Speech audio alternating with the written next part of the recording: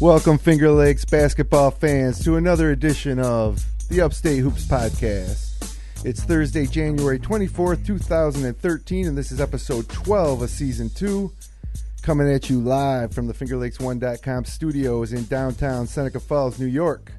I'm Jim Sinacropi, and as usual, I'm joined tonight by my co-host, a guy who once dropped 60 points on Mid-Lakes in one game. That's not a career total.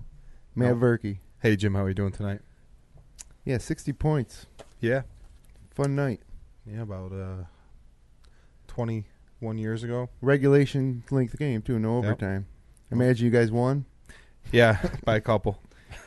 We have a great show on tap tonight. We'll take a look back at a relatively quiet week in the Wayne Finger Lakes High School basketball leagues, including Wayne's convincing win on Friday night at Minders and Pelmac's upset bid in Geneva. We have a pair of Clyde-Savannah Golden Eagles in studio to talk about their season that currently has them at 10-1 and alone atop the Wayne County League standings. We'll give our players of the week, power rankings, and much more. Tonight's show is brought to you by Madej Miris and Ricky, your hometown personal injury attorneys. If you've been injured and deserve compensation, call the Finger Lakes Personal Injury Hotline at 315-568-0911. And you can check them out online at madejmirisricky.com. And also by Generations Bank, with locations in Auburn, Geneva, Phelps, Seneca Falls, Union Springs, Waterloo, and coming soon, Farmington. Visit them online at mygenbank.com and check out their new mobile banking app in the iPhone or Android app stores. And Newark Pilots Baseball season ticket package is now available for the 2013 season at beautiful Colburn Park in Newark. Visit newarkpilots.com for more information. And the latest news is the Pilots fill their roster with top college talent from across the country. Well, without further ado, I'd like to welcome in a couple of guys who are members of the Clyde-Savannah Golden Eagle first place in the Wayne County League. One's at 1,000-point score. One may be 1,000-point score by this time next year. Tom Kanaley and Cam DiSanto. Welcome, guys. How you doing? Pretty good. And that's Cam on the left and Tom on the right. Both tall fellas. First off, fellas, congratulations on a great start to the season. I guess, I'd like to have you talk about each other a little bit to start off. Cam, tell me a little bit about Tom's game. Well, likes to shoot. He can dribble, and he's pretty good at finishing in the lane. You don't score 1,000 points without liking to shoot. Yeah. Right? How about you, Tom? Tell me a little bit about Cam's game. He's solid around the basket. I don't think he misses a shot in the paint, and he blocks every shot. Yeah, and been a starter or been on varsity since freshman year, right? Yeah. Yeah, we remember, Verk, we were up there for the Clyde Lions game last year in Clyde, and in a great game. And Cam's actually featured in our intro. He's the one hitting that three from the top of the key. Yeah, I remember that shot, and I remember the game very well. It was a great game, and unfortunately, you guys lost that game. But you had a good chance to win it, and Lions end up pulling it out. And we're going to be back on February 13th to see Lions invade Clyde again, and that'll be the last webcast of the season. Definitely looking forward to that because it's always a full house in Clyde when Lions comes to town. How about the other teams? They turn out? I mean, when we came up for that Lions-Clyde game last year, it was packed for the JV game. Yeah. Whenever I ask people in school if they're going to the games, I already know what they're going to say. Everyone goes to every game. Yeah, that's something special about Clyde, I think. And, a lot of the teams, up there in the Wayne County, right around here, Minders, Newark, Clyde, Lions seem to have great support, but Clyde especially. Yeah, over the years, they're, a small town, but have always gotten great support from the community. And obviously, they've had a nice little couple years here. And, when you're good and have a chance to win the league and win sectionals, and people want to come out and watch you play, obviously. Right. Now, Tom, last year you went deep into sectionals with DeSales, and Junior Sims was on that team. He's now with Geneva. They're having a lot of success. When you heard DeSales was going to close, did you know you were going to go to Clyde immediately? Yeah, that was my first choice because I know a lot. I know everyone there pretty much. Yeah. Just like DeSales, yeah. So coming on the team and then kind of blending in with everybody there has worked out pretty well because you kind of knew them all beforehand? Yeah, I played with them before. When did you start going to sales? Freshman year. Freshman year. So you went to Clyde school before? Yeah. Okay. And I guess one of the questions I wanted to ask you was the differences between Coach Joe Peisnack, who was your DeSales coach, and Coach Tom Jackson, your current coach. What's the differences between the two? Same style or? Not even close. It's a lot more running in practice with Tim Jackson, and I don't know, different coaching styles a lot. Mm-hmm. Like to press a lot in Clyde. DeSales it's all man-to-man, half-court. Yep, that sounds like Joe Peisnack. Of course, Joe had a lot of success with that. Took DeSales to the sectional finals, and They won it last year. Yeah. Oh, won sectionals Mm-hmm. last year. Okay, no kidding. So now you got a chance to do something not many people do, is win a sectional title for two schools. Right. But and that's the other nice thing. You guys were gonna have a nice team coming back at DeSales, obviously. But it's nice to be able to go to Clyde, and with the success they had last year. Then the addition of yourself, a sectional contender again this year. Obviously, right now you guys are looking at a number 1 seed if things play out as planned here the rest of the year, and so that was one you didn't have to really worry about the competition or anything like that. Step right in. Step right in and have a shot for another sectional title, hopefully. And as I mentioned, 10-1, the one loss coming in the tournament in Watkins Glen. What happened down there in Watkins Glen? We don't know much about the Senecas of Watkins Glen, but tell us a little bit about that one game that you lost. That game, we really never got in a rhythm offensively, and we weren't rebounding the ball for anything. We weren't boxing out, and people were just sliding in for second chance buckets. Yeah, and sometimes you just have a night like that. I mean, look at what happened to Duke last night at Miami. You just have one of those nights where you lose by 30 to Miami. But so Tom, you did score 1,000 points in the first game. Your 1,000th point in the first game of that tournament. It was against Newfield. And what does that mean to you to have 1,000 points? It's a great accomplishment. I mean, we talked about this before. We had Ben Cratsley on this phone. He had 1,000. We had another guy, 1,000-point scorer in studio this year, didn't we? Not that I can think of. No, maybe that was last year. Yeah. But regardless, there's not many records or milestones in high school sports that really get noticed. But that 1,000-point thing, always gets top headlines in the paper, and it's kind of an exclusive club to get into. So congratulations, first of all. And do you remember the shot that you got 1,000 on? Yeah, Cam passed me the ball, and I made a layup, and the game just stopped in the celebration. And they acknowledged you there, there, even though you were down there in Watkins Glen. Yeah. Nice. That's pretty cool. Yeah, it's something that, not a lot of players get to that plateau. Obviously, you guys both have the advantage. You both played varsity as freshmen, so that helps. But, you only play, 20 to 22 games a year typically, if that many. So, you gotta put up some numbers. You got even if you average 10 points a game as a freshman, that's maybe 200 points. You still got 800 more to go. And if you do the math, it's you got to score at a pretty consistent clip. Yeah, I know. I think in Seneca Falls we've only had maybe 4 or 5 guys over yourself, Dylan Verkey, Duke Verkey. There's David Lynch and Bobby Markle. Yep, and all of them are more recent. I mean, of that group that you just named, you're the oldest one. Yep. Yeah, I guess so. Never thought of it that way when we talked about the 5 guys at Minders with 1,000. But as far to my knowledge, I know I thought I was their first 1,000-point scorer. So that makes sense. Now, Cam, if you're on pace, don't get injured, and is that something you think about, or is it kind of too far off in the future? As I mentioned, you're a junior. You're coming back for your senior year next year. Nah, getting hurt really doesn't. I really don't think about it. If it happens, it happens. What about the 1,000 points? Is that something that's a goal of yours, or are you just gonna, same thing? If it happens, it happens. Well, yeah, it's a goal, but it's kind of a secondary goal. My main goal is just to win basketball games, and win a sectional title.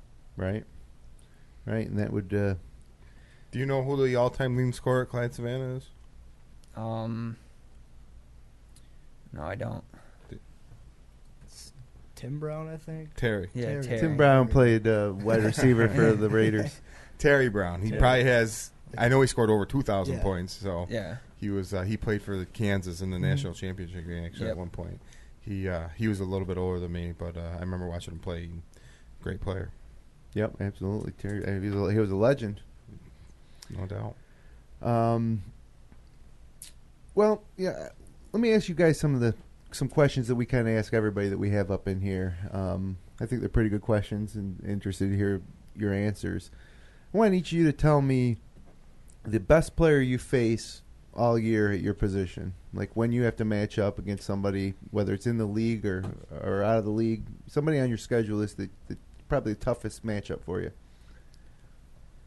Well, all the teams have at least one good player, and I think for me the toughest person to guard would probably be Chris Dean, because he's a lot taller than me and he can step out and shoot a three every now and then. North Rose, Yeah. who you guys got next? Yeah. So he's coming up tomorrow night for you. Mm-hmm. Nice. How about you, Tom? Oh, it's the same person, Chris Dean, but I don't know. I think we could hold him to a low number tomorrow, win the game. Mm-hmm. Now, if I asked you this question last year when you were in the Finger Lakes West, what would your answer have been? Ben Kratzley probably. without a Kratzley? doubt, Yeah. Yeah, I mean he's been putting up phenomenal numbers this year, and out there in the West. But Naples continues to lead. Yeah, no, they got a couple game lead there, and they're the 2 seed right now in Clyde's. Was it C3? Yeah. So there might be a sectional final matchup, Clyde versus Naples. Yeah. What are there some teams that you guys are kind of keeping an eye on in your class that you might meet down the road in sectionals? Anybody in particular? Not looking ahead that far yet? Nah. Naples is probably the one. Yep. We played them last year. Beat them pretty handily twice. So. Mm-hmm. Yeah, right now it's Clyde's number 1, Naples 2, Wheatland Chili is 3. They're 10-2, and then Honeoye. Then you get into a lot of Honeoye's 4 and Dundee 5. So you could face Honeoye in the semis, and then Honeoye or Dundee, and then Naples in the finals. Yeah, some teams you're familiar with, right? Yeah, it's an interesting twist to that. Kratzley probably thought he wasn't going to see you anymore, and you might meet up in sectionals. Who'd you lose to last year in sectionals? I'm pretty sure it's Honeoye. Yeah, that's what I thought. And you guys lost to Batavia Notre Dame eventually? Yeah, I think they moved up to C. They are. They're in. I kind of pay attention. They're in Minder's class this year, and they're actually like 12-0. I think they had some guys coming back, and they had a transfer come in also. They're pretty tough. Yeah. Well, guys, how about some of your favorite teams, pro or college? Oh, I'm a Miami Heat fan. Okay. Can't beat LeBron James. No, it's tough to beat. My favorite team's UNC Tar Heels for college basketball. College basketball, not like lacrosse or. No. They're in the ACC. Yeah. Yeah, I took you for maybe being a Big East fan, Nah. but how about your favorite college basketball team, Cam? Syracuse. There you go. That makes more sense to me, Burke, I think. Yeah, a little bit. How'd you end up liking UNC? It's my dad's favorite team. Yeah. They usually win, so. Except for this year. Can't play. We all can't play 20 straight home games. So. No, but they do their share of playing in the Dean Dome, right? I would imagine they got about the same amount of home games as Syracuse, I'd like to think. Yeah, and we hear that a lot. I think it's a myth. But, Syracuse did go to San Diego to play San Diego State this year. Can't get further away from the Dome than that. It's true. But I didn't bring you in here to argue with you about why you like North Carolina instead of Syracuse. But you're a senior. Plans after high school? I'm looking at Hartwick and Alfred. Those are the 2 main schools. Going to play? Yeah, I'm going to try. Basketball? Yes. Any other sports you play?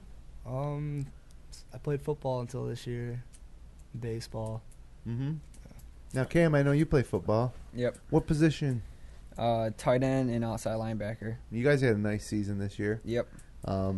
Looking forward to next year's football season as well? Yeah, I think we'll be just as good. Yeah. Who was your quarterback this year? Molsani, was he the quarterback? And Yeah. Is he a senior this year? Yeah, he's gone next Who do year. you think would be your quarterback next year? I think Joey Faniel. Mm-hmm. He was our second string this year. And he's on the basketball team this year too, as well. Yep. Talk a little bit about some guys on your team. Fill us in on the roster and kind of what everybody's strength is and how they're contributing. Tommy Molzani's strength is definitely his passing and his dribbling. And he's running the point. Yep. Okay. And Jason Doig is probably best known for his scrappiness. If there's a loose ball, he's jumping on it. Mm-hmm. You can always count on him being there. Every team needs somebody like that. And what about Bogans? Jermaine Bogans. Definitely rebounding. He's a big factor in rebounding. Okay. Am I missing anybody, Virk? These guys would know. Are we leaving anybody out? Who plays? Matt Sharp probably seems to hit a lot of big shots. What about Patrick Harper? Pat played better last game. Mm-hmm. He hit a couple shots from outside. Yeah, he's one of the. You guys don't got a ton of outside shooters. You guys can both shoot plenty of threes. I think, right? Yeah. And then other than you guys, Harper can shoot it, right? Yes. Dalton Murray can shoot it. Dalton too. Murray, and is he a junior? Dalton. No, he's a senior. He's a senior. Okay. Yeah, looking at your last week here, it looks like on going back to Wednesday, this is a little bit of a surprise given the records. You played Williamson. They're 5-6. They gave Lions a little bit of trouble when they played them earlier this year, and you guys escaped with a 2-point win at Williamson. Tom, you had 24, and Cam had 20 in that game, and for Williamson, Stevie Thompson had 22, and Tom Stevens had 15. So you guys both scored 20 in this game, and you pulled out a close win. Tell us a little bit about how the end of that game played out. We were trying to not give up any big shots at the end, and we ended up giving up 2 threes close end of the game, and we just barely squeezed it out. So you guys had a little bit of a cushion coming down the stretch, and they hit a couple threes, but it wasn't like you guys got behind and had to score at the end? Yeah. Well, it was a big win because that's all you need is one slip up like that, and that win over Lions that you guys had earlier this year kind of evens things up in the Wayne County standings. So, nice to win. And then another bit of a surprise, I thought too, on Friday night last week, East Rochester. You traveled to East Rochester. They won the league last year, didn't they, Burke? Oh no, they went furthest in sectionals. Yeah. Lions won the In the league, Wayne but County. ER went to the regionals in sectionals, I believe. You guys escaped there with a 63-56 victory, and again, ER's 5-6 this year, a little bit down compared to last year, but they've been playing better late. Justin Rijo had 23, and Phineas Jocks had 17. Tom, you had 26, and you mentioned Patrick. He had 16 that game. Patrick Harper. How did that game play out? We started off 7-0. We went on a good run in the beginning, and then we kind of started losing focus, and they started coming back. And then it was after halftime. It was a close game all the way to the end. Well, any road win's a good win, Burke. Do you think coming off Lions that maybe you guys let down your guard a little bit coming into these games and maybe underestimate them a little bit, or no, they just had good games? You think, Tom? Yeah, I think they play a lot better when they're playing against us. Yeah. So the number 1 team in Wayne County right now. Right. Mm-hmm. Kind of got like Duke. Kind of got a target on your back everywhere you go now, right? I When guess. you're, you had favored to win the league and all that, and so far living up to it. But everybody's going to give you their best shot, obviously, when you, especially when you go to their gyms. Right. Mm-hmm. Rijo and Phineas Jocks for ER. These are two names that we see a lot. They had 23 and 17 respectively against you on Friday night. What kind of players are these guys? They're hustlers. Mm-hmm. They run. Yeah, they and obviously they're improving because they look a lot better the past couple of weeks. They got off to a really slow start this year. So 2 wins in the last week. You got North Rosewoket tomorrow with Chris Dean, and the one that we're of course looking forward to and hope it all works out that it's for the title is the Lions Clyde game in Clyde on February 13th. That's That's like the game, in the Wayne Finger Lakes leagues. It seems like the rivalry game. Yeah, obviously, especially the last couple of years, they've both been good, and that always makes the rivalry that much better. I think that regardless of records, that's always a big game for the two towns. But with what's been on the line the last couple of years, it's going to be huge. And I think it's your last home game, might be. So that'll be your last home game time there. It should be a great scene. We're going to be there. Looking forward to that. Is it senior night? I think it might be. Okay. It's our last game and home game period. Okay. Yeah. And last year when we were there, it was senior night last year too well. Yeah, I remember That's they right. were handing out the flowers and whatnot. Yeah. Kind of lost my train of thought what I was going to ask you next. Oh, Lions is playing Newark next Saturday night, February 2nd. You guys wish you could play Newark? I mean, there's Lions, Newark in the middle, and then Clyde. I think it's cool that Lions is playing Newark this year. Don't you guys kind of wish you could get a shot at Newark too? Yeah, because I played AAU with a couple kids from Newark. Mm-hmm. It'd be nice to play them during the regular season. Yeah, I like the crosstown battles. I'd also like to see you guys come down and play Minders, in Waterloo. It just seems like we're so close in proximity, these schools, that you'd like to see them play. But, I guess... Yeah, it's nowadays I think you guys only play 18 league games now, or 18 games in general for the season, and I think the league takes up 16 of them. You just played in that tournament, non-league, right? Right. Did you have any other crossovers or anything? We're playing Red Jacket twice. That's right, because you guys are down. Marion doesn't have a team this year, so Yeah. Just JV. But I guess it's tough to squeeze in some of those games sometimes. But maybe in the future. Just got a text from Coach Brian Miller of Geneva. He says Sweeney has 1,220 points. As an FYI, just let's give. You're familiar with Shane Sweeney? He's the guy that we had in studio. That's why he's texting us. Remember? Yeah, I was thinking of the other 1,000-point scorer. Right. It was Shane. I forgot all about him. Sorry. You ever play Shane when you were playing at DeSales? You ever have to play Geneva? Never played Shane, but he's a good player. I've seen him play a couple times. He's tough. And they're having a great season too. Which we're going to get to all the action across the league this week. We're going to ask you guys to hang out and give us your comments on some of these results. We're going to give our Section 5 Players of the Week. We're going to give our power rankings. But first, we're going to hear from our sponsors. So hang tight. Attention Finger Lakes residents, have you been injured and deserve compensation? Call Madej, Miris, and Ricky, your hometown personal injury attorneys. Your case deserves personal attention. At Madej, Miris, and Ricky, they know you by name, not just a number on a folder. Call the Finger Lakes Personal Injury Hotline at 315-568-0911. That's 315-568-0911. Madej, Miris, and Ricky, your hometown personal injury attorneys. The Newark Pilots. See tomorrow's Major League stars today. For more information, go to newarkpilots.com. The most valuable things are always passed down from generation to generation. It's true for your family, and it's true for our bank. For more than 140 years at Generations Bank, we've greeted you by name, planned with you for the future, and stood by you when you needed a hand. It's what we do, and what we'll continue to do for generations into the future. We might look different now, but in the important ways, we're exactly like we've always been. Stop in your local branch or go to mygenbank.com. So many sights to see on the internet, but for everything local, there's no place you can get it.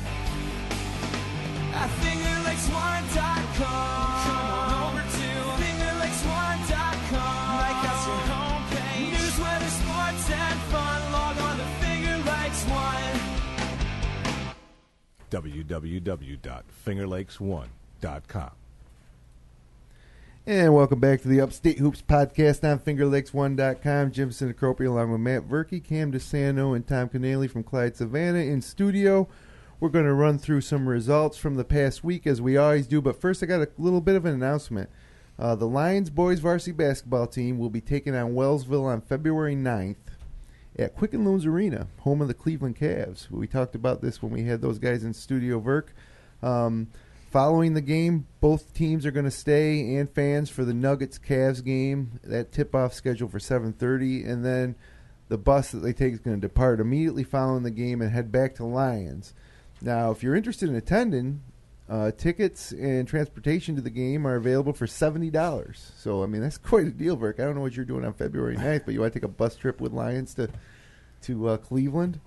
Not really. But I told Zach maybe we'll look into webcasting that game. The Cavs game. Yeah. Charter bus will leave Lions High around 6:30 a.m., and it sounds like they'll get home around 3 a.m. If you're interested, call Steve Veeder at 946-2250 or email him or head coach Zach Young.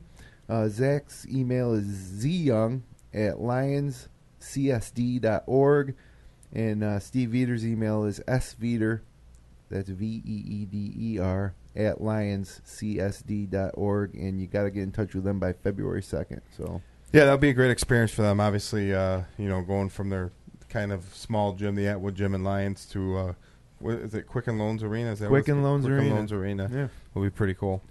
And then after you're done playing your game, you get to sit in the crowd and watch an NBA game on the same court you just played in. That I would actually like to see the Cavs play. Well, for $70, Deion Waiters. Yeah, Deion Waiters and Kyrie Irving. I'm a big Kyrie Irving fan. But I'm more of a Deion fan. I know.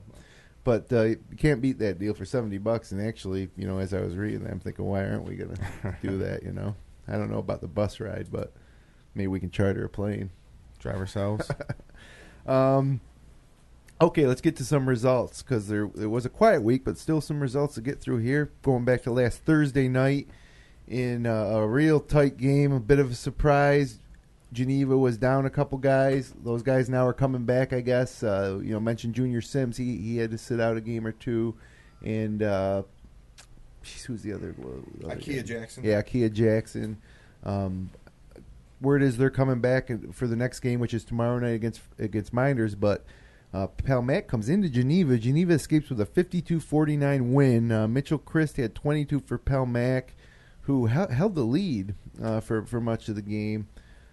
Geneva led by Shane Sweeney and Jordan Donahue with 11 each, and Terrell Johnson with 8. And Walwork, this kid that we thought he was on a JV guy because we hadn't seen the name, he was on the roster. He just wasn't getting in. And without these guys out, he comes in. He's a junior and nails a pair of threes and gets a big steal late. And the future's bright for Geneva. Yeah, and I think obviously Geneva was down a couple guys, but still, even, Palmac's been playing better. They were up 9 against Minders at halftime. They took a lead in the fourth quarter. And, Minders really had to scrap and crawl to beat Palmyra. And, early on we watched them play. We thought they were a team that would get better as the year went on, just because they're kind of young with, replacing a good team from last year that lost a lot of seniors. Yep. But they're getting better. And, Geneva is hosting Minders tomorrow, so that'll be another good game. And also on Thursday night, Dundee went into Honeoye in a big game in the Finger Lakes West. Honeoye gets the home win, 53-43 over Les Miller Scots. For Honeoye, who's now was 9-3 after that win. Ben Kratzley 20 points, Brandon Curtis with 13. For Dundee, Justin Brace had 14 and Axel Jensen had 13. Bloomfield, playing out of league, hosted early college, came out with a 69-58 win, moving them to 6-4. Sean Fitzgerald had 29 for the Bombers. Alex Flattery had 14. And then this game broke my heart a little bit, Verk. Another Finger Lakes West matchup. HAC came into Romulus South Seneca and escapes with a 59-52 win. It was HAC's second win of the year. South Seneca Romulus was still looking for their first win, and they obviously had a good chance here to get it. And, on the bright side, Alex Porter, 20 points, 5 rebounds. We saw a lot of potential, in him. It's good to see that he's able to produce a game like that. And Harry Hyde, 11 points, 5 rebounds. Sam Dickinson, 8 points and 15 rebounds. So yeah, a good game for them. Obviously, they're competitive and had a shot in that game, but still looking for that first win. On Friday night, Lions went to Sodus, 81-32 for Zach Young's Lions. They're 9-1 after that win. Nick Sinelli had 11 points. Damon Hunter had 18. Damon Hunter, running the point for him, junior. Sinelli's name I haven't heard much of this year for Lions. And for Sodas, it was Jonathan Derenbacher, 11. You guys remember Kanaley when you played him? Yeah. He didn't really play that much in the Clyde Lions game. And on Hunter, though, starting point guard, tell us a little bit about what his game's like. I think he got moved up from JV. Yeah, I think he came up during the year. Oh, I thought that he... You're thinking of... who's our other point guard? Scott. Yeah, Damian Scott. They got similar names. But Hunter came up when... Yes. After Trey left. Trey went out. Yeah. Oh, no, so Hunter's not the point guard. Damian Scott's the point guard. Yes. And where's Hunter play? I think he might come off the bench because I think he's only a sophomore. But he's a guard? Yes. I don't think he was up for your game, was he? No. Yeah. He got moved up the game after. He seems like he's putting up some numbers, though, since he came up. Yeah. A few games I've seen. Well, I mean, next guy up type of thing, you know? Now, as I mentioned earlier, you guys escaped Williamson with a 2-point win. Gananda didn't have too much trouble with him when they came to town. Gananda with a 59-35 win on Friday night. Cameron Gray at 17. Stevie Thompson held 10 that game. And it's tough to make sense of some of these results. You know, you see Williamson almost beat Clyde and give Lions a good game, and then you see Gananda wax them. Yeah, it's kind of, I guess it's, high school kids and any night, just depends on the game. Sure. In the Finger Lakes East, it was Penn Yan hosted Mid Lakes. Penn Yan wins 56-43. James Burdett had 18, and Eric Johnson had 12 for the Mustangs, who moved to 5-6. Mason Jones had 17 for Mid Lakes at 2-9. Newark traveled to Waterloo and came out with a 70-38 victory. Anthony Lombardi 14, Jamie Rosser 9, David Stone 9 for Waterloo. Brad Steinrook had 9. Newark 7-4. Waterloo's 2-9. We're going to see Geneva play Waterloo Tuesday night in a game we're webcasting on Finger Lakes One Sports, and we're hoping for a good game. But this might be more of a little bit of a showcase game for Geneva, who's undefeated and having a great season against a Waterloo team that's rebuilding the program a bit. Yeah, Waterloo's obviously a little bit down this year, and Geneva with all their guys shouldn't have any problem against Waterloo, and. I think Coach Panic's just looking for the team to play hard and get better and, build towards the future. But like you said, it's high school basketball any given night. So you never know. And then here we go, Verk, the game that we webcast last Friday night. It was a huge game in the East as Minders needed a win to keep their chances for a third straight title alive. And it didn't happen. Wayne comes out of Arthur L. Baker Gymnasium with a 65-40 win. Trey Lamore had 20. Mike Hollenbeck had 15. Paul Deinhardt had 12. Wayne's 11-1. This sets up a rematch for them with Geneva. And for Minders, they fall to 8-4. I think that was their third league loss. Their second loss this year to Wayne. They came off a huge win against Newark prior to this game, and it just wasn't happening. Yeah, Wayne's obviously very good, and they were the more athletic team, and obviously played way better that night. But Brandon Passalacqua didn't start the game due to getting a technical game before, and he never really got going in that game. And I think he's Minders' leader, and he ended up with 2 points. He just had a rough game all around, really, and they're going to need him to step it up in these next couple games here if they're going to. Get ready for sectionals. But, and Ricky really got shut down. He didn't score for the first time all year. And, Minders really... Roddy he had 9 boards, but he had 12 points. It's a little down. Yeah, and Wayne's a great defensive team, and, they had scouted Minders, and they took away all their strengths. And, for Minders to score 40 points, obviously they're not going to win too many games doing that.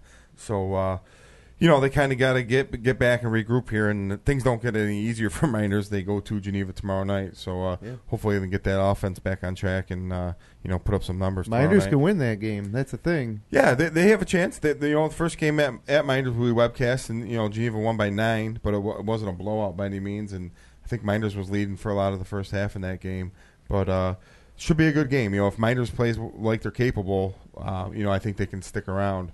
But if they're flat and Geneva comes out like they can, that one could be over early also.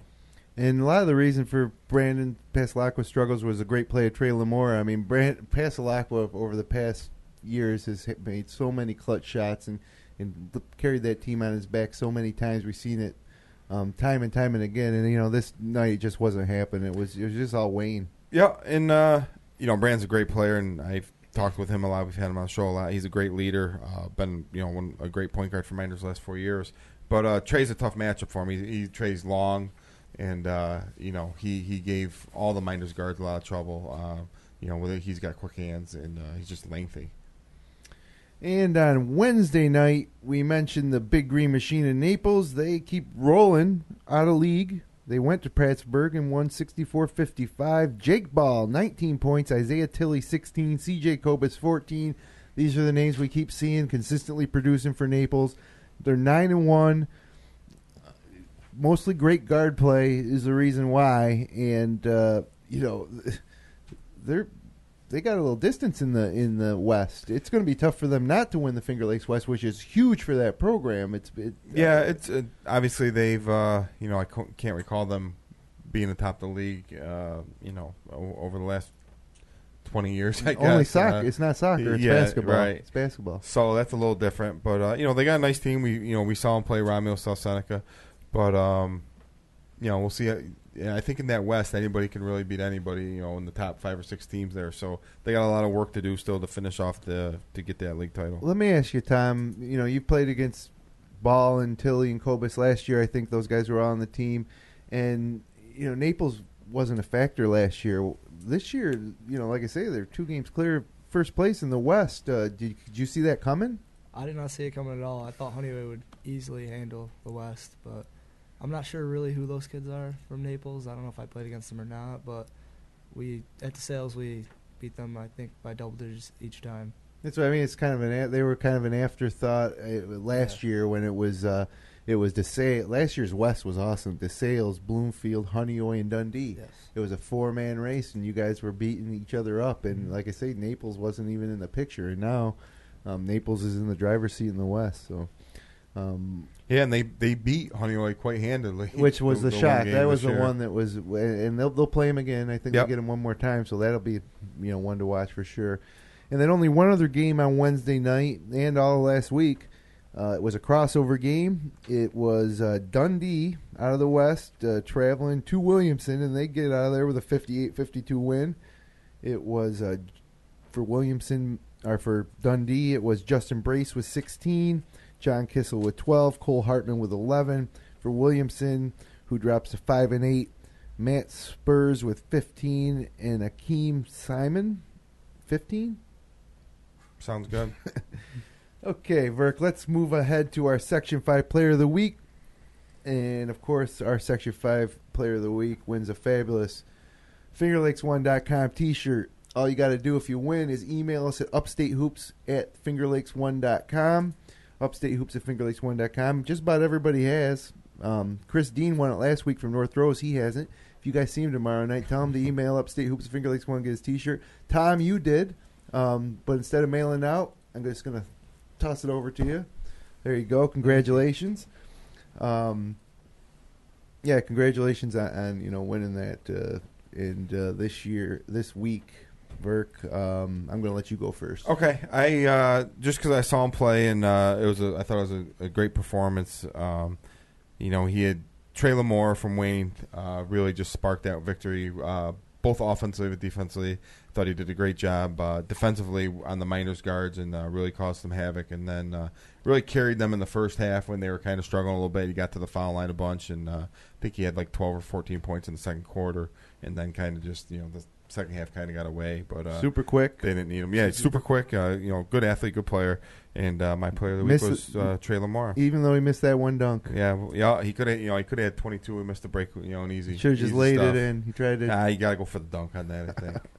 Well, maybe when you got a 20-point lead. Yeah, I don't know if it was a 2 or point lead. What coach would have thought of that? But I'm going out west. I'm going with Sean Fitzgerald of Bloomfield. He had 29 points in that win over Early College. In a quiet week with nobody playing twice, nobody really stood out. I guess either one of these guys kind of could have made a case for it. Cam, you had a nice week. You're getting a T-shirt just for coming in, though. All right. So Sean Fitzgerald of Bloomfield, Trey Lamore of Wayne. Those are our Section 5 Players of the Week. And that brings us to our power rankings, Verk. The top 5 in the Wayne Finger Lakes leagues. I'll go first. I moved Naples back in to a number. Maybe they were there last week, but as surprising as it is, I got them number 5. I got Minders 4, even though their performances against Wayne wasn't what they kind of hoped for. But I really think there's a big gap between the top 2 or 3 teams in my power rankings and the next group. And Lions is another team I had to consider putting in there. I know that they're without Trey Johnson. If he was still on the roster, I probably would have had him, in there instead of Naples or maybe even Minders. 3, I got Clyde. Looking good. Yeah, rolling right along. And 2 Geneva. I got 2 Wayne, 1 Geneva, and they'll stay that way probably until Wayne gets a chance to play Geneva again. So. Yeah, I got Newark at 5. I think they've been playing well. They really had Minders beat that one game and kind of let that one get away. But haven't seen them here a couple times. I think they got a good team, and I got them 5. I have Minders 4, even though they got 4 losses to they lost to Wayne twice, Geneva, and Johnson City, all big schools. Yeah. They kind of handle their business with the schools their size and some of the other teams in the tough Finger Lakes East League. I have Clyde 3. These guys have been playing great all year, and looking forward to seeing them play Lions and then getting in the sectionals. Wayne 2, I was impressed with them, especially in the second half against Minders. They really settled down and offensively looked a lot better than they did in the first half. And they got 4 or 5 different guys who can score. They shoot a lot of threes. They didn't make a lot that night, but you could tell they can shoot them and make them. Yeah, and to win that game without really getting hot from by that margin, it just shows it was all around. I thought they were very well coached. They ran a lot of set plays. Coming out of timeouts, they ran a couple of LU plays. Very good defensively, and and they're a team. Them and Geneva and Charlotte and in Class A, are 3 teams who I think have a great shot at sectional title, and then. Number 1, I have Geneva. How can you not? Right, and they continue to roll along. They got Minders tomorrow night, and Minders can give them fits. I think they could have trouble with Ruddy if Minders can get the ball inside to him. But I don't think the Minders, first game at Minders wasn't a blowout. No, not at all. Yeah. We talked about that earlier, and Minders is capable. They got guys who can play, and Geneva would have to have an off night, I think. But Minders can definitely give them a game. And, Geneva's still got to play Aquinas. I think it's going to be a tough matchup for them. I haven't seen Aquinas this year, but I think they're better than people thought they were going to be after what they lost last year. And, they're another team in that class that they're in Class A also. So they might see each other down the line. So it'll be a good test for Geneva. And, I'm really glad that Geneva's got its team back together as a whole now. It was did it give us a chance to make the East a little more interesting maybe and bring some more teams like Geneva and Minders and Newark back into the race. But, I think they got a special team going this year, and I didn't want to see it disrupted. And Tom's, Junior Sims has just been phenomenal this year for Geneva. You've been following him or any of your other former teammates?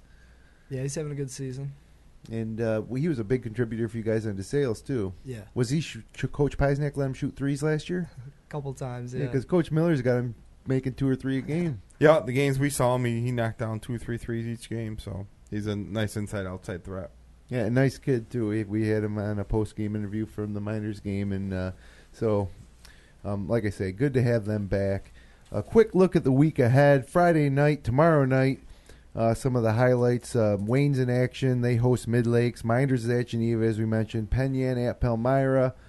Waterloo-Whitman matching up. A good opportunity for either one of those teams to maybe pick up a win.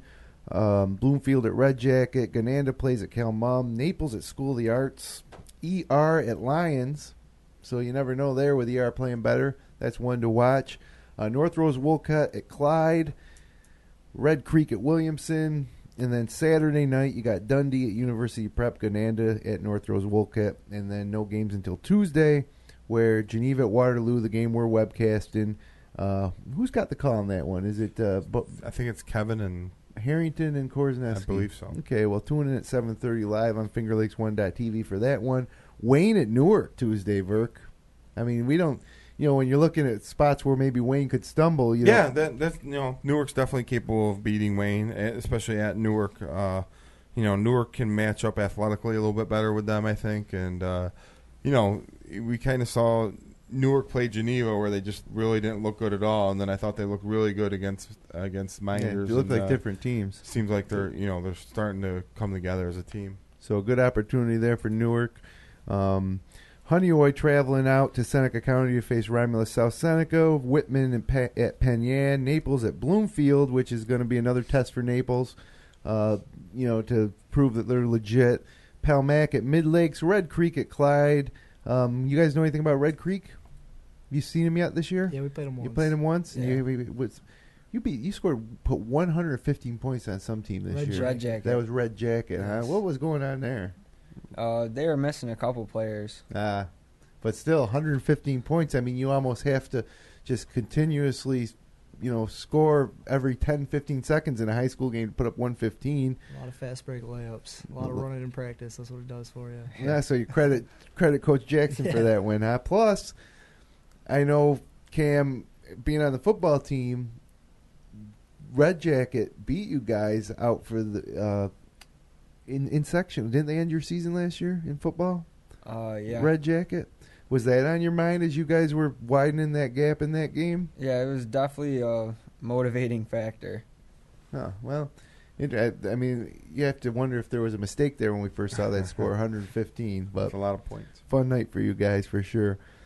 Sodas at Williamson, School of the Arts at HAC, and that's it for next week. So thanks, fellas, for coming in, making the drive south to Seneca Falls from Clyde.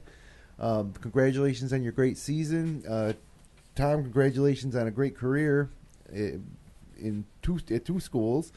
And, we look forward to seeing you guys on February 13th again for that Lions-Clyde game. So thanks for coming in. Thanks, guys. Thanks for having us. So, also thanks to Madej Miris, Ricky, Generations Bank, and Newark Pilots Baseball. Syracuse fans, we'll be back online live in about 15 minutes for the Upstate Orange podcast, so go grab a snack because we got two big wins to talk about. Thanks again for joining us on the Upstate Hoops podcast. And remember to all you live viewers, again, we'll be back in 15 minutes. For my partner, Matt Verkey, producer Jeremy Hunt, I'm Jim Sinacropi. We'll see you back here next week.